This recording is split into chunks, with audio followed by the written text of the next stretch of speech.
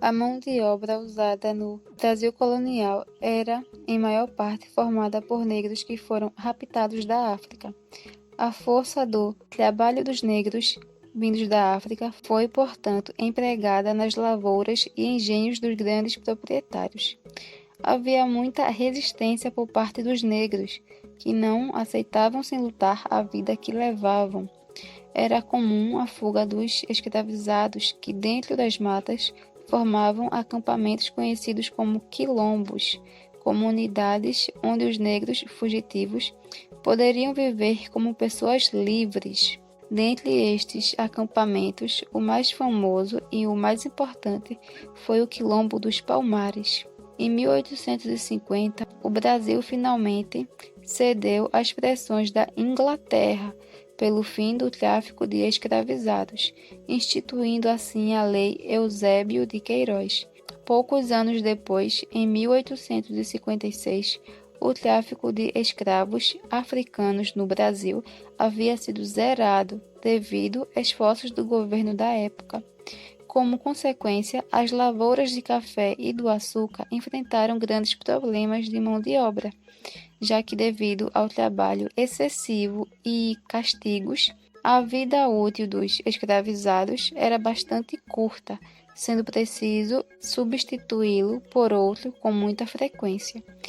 Mesmo proibido, o tráfico de escravizados vindos da África continuou acontecendo de maneira ilegal. Com a proibição do tráfico de escravos vindos da África, o comércio interno de escravos entre as cidades foi intensificado.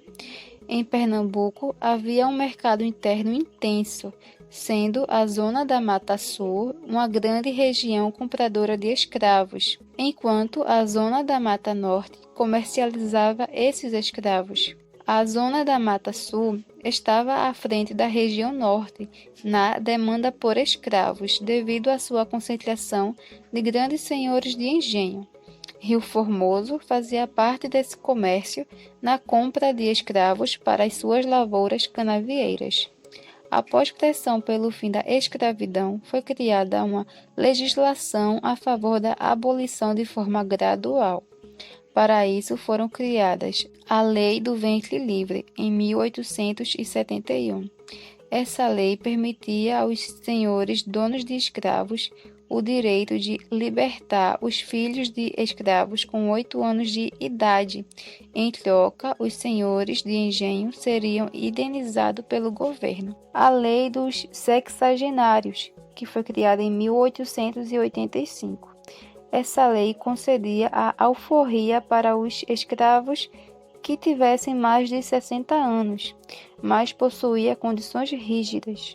E a Lei Áurea, decretada em 13 de maio de 1888, depois de ter passado pelo Senado e assinada pela princesa Isabel. Essa lei decretou a abolição definitiva e imediata da escravatura no Brasil e foi resultado da forte pressão popular sobre o Império. Por meio dela, cerca de 700 mil escravos conquistaram a liberdade. Agora libertos, o que seriam dessas pessoas? Bom, sem ter direito a terras e sem qualquer tipo de indenização por tanto tempo de trabalhos forçados e geralmente analfabetos, essas pessoas eram vítimas de todo tipo de preconceito. Muitos ex-escravos permaneceram nas fazendas em que trabalhavam, agora vendendo seu trabalho em troca da sobrevivência. Aos negros que migraram para as cidades, só restaram empregos informais e o artesanato.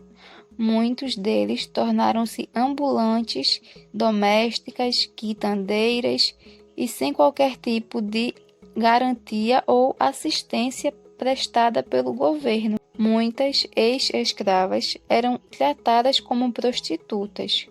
Os negros que não moravam nas ruas agora passavam a morar, quando muito moravam em míseros cortiços.